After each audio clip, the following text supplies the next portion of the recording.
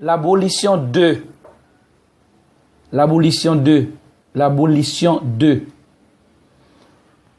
L'abolition de l'Ancien Testament des Juifs par Jésus-Christ sur la croix à travers de son sang. Nous sommes toujours sur le projet de Jésus-Christ pour son Nouveau Testament après sa mort. Les projets de l'Ancien Testament ont été annoncés par Christ, les testateurs. La rentrée des gentils dans son royaume éternel est annoncée dans Jean chapitre 10, verset 16. Dans Jean chapitre 10, verset 16, Jésus-Christ dit: « J'ai encore d'autres brebis qui ne sont pas de cette bergerie. Celles-là, il faut que je les amène. Elles entendront ma voix et il y aura un seul troupeau, un seul berger. » Elles entendront ma voix, c'est le futur. Il y aura un seul troupeau, un seul berger. Jésus-Christ parlait ici et la rentrée des gentils qui allait faire et après sa mort dans son église. Dans le premier livre du Nouveau Testament, qui est l'Acte des Apôtres, ou les actes des Apôtres, n'est-ce pas? La persécution des chrétiens dans le Nouveau Testament est annoncée par les testateurs avant sa mort dans Matthieu 5, verset 11. Heureux serez-vous lorsqu'on vous outragera, qu'on vous persécutera et qu'on vous dira faussement de vous toutes sortes de mal à cause de moi. Heureux serez-vous, c'est le futur, lorsqu'on vous outragera, c'est le futur, qu'on vous persécutera, c'est le futur, qu'on dira faussement de vous toutes sortes de mal, c'est le futur, à cause de moi. Pendant Jésus-Christ était dans la conclusion de l'Ancien Testament, il annonça la venue de son Nouveau Testament et après sa mort. Maintenant, la persécution des chrétiens après la mort. Disons que Jésus-Christ, avant sa mort, disait à Pierre, dans Jean chapitre 13, verset 36, Simon-Pierre lui dit, « Seigneur, où vas-tu » Jésus-Christ répondit, « Tu ne peux pas maintenant me suivre où je vais, mais tu me suivras plus tard. » Plus tard veut dire après la résurrection, dans le Nouveau Testament qui allait commencer dans le livre des Actes des Apôtres, que Pierre aura l'opportunité gracieuse de suivre Christ. Tous ces exemples-là, c'est juste pour vous montrer, vous prouver, vous enseigner que le Nouveau Testament n'existait pas encore avant la mort de Jésus-Christ, qui était lui-même le testateur. Par conséquent, je vois que 4 livres, Matthieu, Marc, Luc et Jean, comme la conclusion de l'Ancien Testament et l'annoncement, la venue du Nouveau Testament après la mort et la résurrection de Jésus-Christ, notre Seigneur, notre Roi. Ce Nouveau Testament allait commencer dans le livre des Actes avec la présence de l'Esprit Saint qui célébrait l'inauguration du Nouveau Testament dans lequel l'Église de Jésus-Christ a fait son apparition dans le monde. Ce que je suis en train de déclarer ici est nouveau. Personne ne l'a jamais entendu parler auparavant. Dieu, par sa miséricorde, me l'a révélé. La venue de Jésus-Christ sur la terre se divisait en 2 types de missions.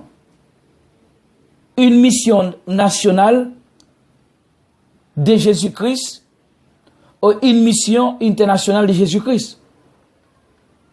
On peut cataloguer aussi la mission nationale de Jésus-Christ comme mission pré-résurrection ou mission avant la croix. La mission nationale du Christ était seulement pour les Juifs? Non, pour nous les païens ou bien les gentils.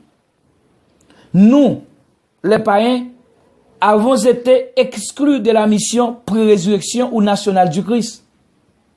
Dieu utilisait les Juifs pour la formation de la première alliance. Il a utiliser les mêmes juifs pour abolir ou pour mettre fin avec elle. La première alliance. Jésus-Christ lui-même nous a exclus totalement de sa mission nationale dans Matthieu 10, versets 5 à 7. Tels sont les 12 que Jésus-Christ envoya après leur avoir donné les instructions suivantes. N'allez pas vers les païens et n'entrez pas dans les villes des Samaritains. Allez plutôt vers les brebis perdues de la maison d'Israël. Allez prêcher et dites le royaume des cieux est proche. Voici la mission nationale du Christ qui a été seulement pour les Juifs, non pour les païens. Le Seigneur envoya les disciples juifs, les 12, à prêcher une seule nation. Pas plusieurs, mais une seule. Les Juifs seulement, pas les païens. Les brebis perdues de la maison d'Israël, non les gentils ou samaritains. Ici, c'est la mission nationale de Jésus-Christ. Aujourd'hui, ce message ne peut pas prêcher à l'église de Jésus-Christ fondée par les apôtres. Quel message? Le royaume des cieux est proche. Le royaume de Dieu se commença dans la mort et dans la résurrection de Jésus-Christ. Il a déjà commencé. Il n'est pas proche. Il est déjà arrivé. L'église ou le corps du Christ, c'est la partie limitée de son royaume sur la terre. Pourquoi disons-nous donc c'est la partie limitée de son royaume? Paul a dit, aujourd'hui, nous voyons au moyen de miroir, d'une manière obscure, mais alors nous verrons face à face. Aujourd'hui, je connais en partie, mais alors je connaîtrai comme j'ai été connu. C'est la parole de Paul. Oui, maintenant, dans la partie terrestre du royaume de Jésus-Christ, nous lui connaissons en partie. Alors, dans la partie célestiale du royaume, dont son début sera sur les nuées, nous lui verrons face à face. Cette partie du royaume ne sera plus limitée. Cette partie finale du royaume ne sera plus limitée. Selon Paul, par la foi, nous sommes déjà assis dans le royaume de Jésus-Christ. Dans Colossiens chapitre 1er, versets 12 et 13, Paul dit, « Rendez grâce au Père qui vous a rendu capable d'avoir part à l'héritage des saints dans la lumière, qui nous a délivrés de la puissance des ténèbres et nous a transportés dans le royaume du Fils de son amour. » Ici, frère Paul n'a pas dit que Dieu nous transportera dans le royaume de Jésus-Christ. Sinon, Dieu nous a déjà transportés dans le royaume par la foi, bien entendu.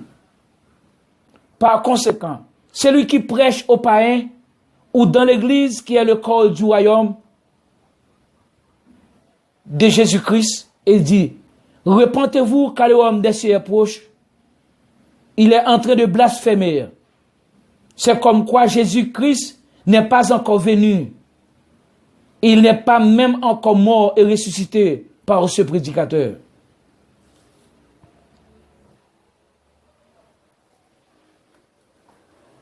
On retournera où nous retournons.